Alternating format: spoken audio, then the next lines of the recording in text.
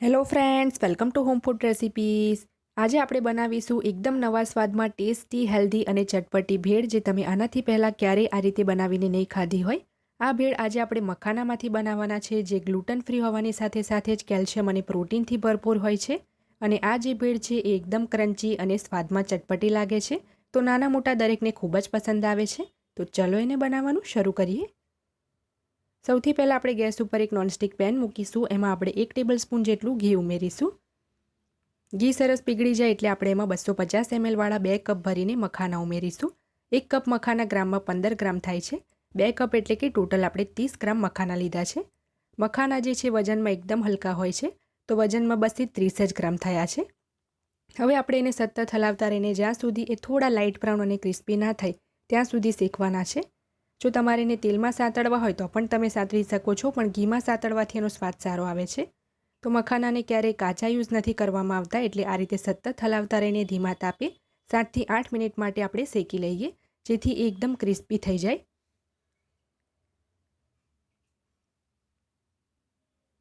6 થી 7 મિનિટ પછી આપણા જે મખાના છે એ અહીંયા તમે જોઈ શકો છો એકદમ સરસ લાઇટ બ્રાઉન થઈ ગયા છે। અને જો તમે એક મખાનાને લઈને તોડીને જોશો તો આરામથી એ ક્રશ થઈ જશે।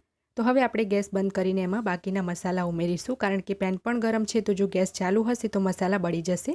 તો 1 ચમચી કાશ્મીરી લાલ મરચું, સ્વાદ મુજબ મીઠું, 2 ચપટી જેટલી હળદર અને હાફ ટેબલસ્પૂન જેટલું આપણે એમાં ઘી ઉમેરીશું અને સરસ આપણે એને મિક્સ કરવાનું છે। ધ્યાન રાખવું કે ગેસની ફ્લેમ બંધ કર્યા પછી જ મસાલા ઉમેરવાના છે, નહીં તો એ બળી જશે। તો તમે ચાહો તો પેનનું જે હેન્ડલ પકડીને પણ ટોસ કરીને આ રીતે મિક્સ કરી શકો છો। તો આ રીતે સરસ મિક્સ થઈ જાય એટલે આપણે એને એક બાઉલમાં કાઢી લઈએ અને થોડું એને ઠંડુ થવા દઈશું। થોડું ઠંડુ થાય એટલે આપણે એમાં 3 ટેબલસ્પૂન જેટલા બાફેલા બટાકા ઉમેરીશું। 3 ટેબલસ્પૂન જેટલા આપણે ઝીણા સમારેલા કાંદા એડ કરવાના છે। 3 ટેબલસ્પૂન એટલે કે 3 મોટી ચમચી ઝીણા સમારેલા ટામેટાં અને 3 મોટી ચમચી ઝીણું સમારેલું બીટ એડ કર્યું છે। બીજા પણ કોઈ વેજીટેબલ્સ તમારે ગાજર, કાકડી એડ કરવા હોય તો પણ કરી શકો છો। 2 થી 3 મોટી ચમચી મસાલા સિંગ એડ કરી છે, એનાથી એકદમ સરસ ક્રન્ચી ટેસ્ટ આવે છે ભેળમાં। અને 2 થી 2.5 ટેબલસ્પૂન જેટલી આપણે એમાં ગ્રીન ચટણી ઉમેરીશું। હવે આપણે એમાં 2 થી 2.5 ટેબલસ્પૂન જેટલી જ ખજૂર આમલીની જે ખાટી મીઠી ચટણી આવે છે એ એડ કરીશું। થોડોક આપણે એમાં ચાટ મસાલો ઉમેરીશું। અહીંયા મેં અડધી ચમચી ચાટ મસાલો એડ કર્યો છે। હવે આપણે આ બધી જ વસ્તુને બરાબર મિક્સ કરી લઈએ। આ જે ભેળ છે એ ઇન્સ્ટન્ટ બનાવીને ઇન્સ્ટન્ટ જ ખાવામાં આવે છે। જો તમે એને થોડી વાર માટે પણ રાખશો તો મખાના જે છે ક્રિસ્પી નહીં રહે, કારણ કે ચટણીના લીધે હવાઈ જશે। તો તરત બનાવીને તરત જ એને ખાવાની છે। તો સરસ આ રીતે મિક્સ કરી લઈએ। એ પછી આપણે એની અંદર થોડીક બારીક બેસન સેવ ઉમેરીશું અને હવે આપણે આ ભેળને એક પ્લેટમાં સર્વ કરી લઈએ। ખાવામાં આ ભેળ એટલી ટેસ્ટી લાગે છે કે તમે એકવાર બનાવશો તો મમરાની ભેળ પણ ભૂલી જશો, એટલી ટેસ્ટી છે અને મમરાની ભેળ કરતાં વધારે હેલ્ધી પણ છે।